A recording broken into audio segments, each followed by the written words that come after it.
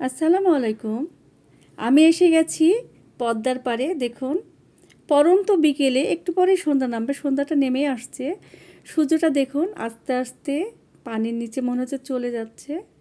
So এতই অপূর্ব, অসাধারণ, মনোমুগ্ধকর, আমি আসলে ভাষায় প্রকাশ করতেই পারছি না, এতটা সুন্দর। আমার তো মনে হচ্ছে সূর্যটা আমি হাত দিয়ে ধরে নিব। সো আমি মাঝে মাঝে দৌড়াচ্ছি সূর্যটা ধরার জন্য, বাচ্চাদের মতন। অনেক সুন্দর লাগছে।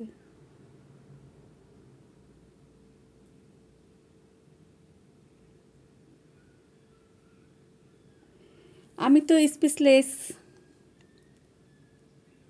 দেখুন কি যে সুন্দর, অপূর্ব, অতুলনীয়। তো সবাই ভালো থাকবেন, সুস্থ থাকবেন, নিরাপদে থাকবেন। আল্লাহ হাফেজ।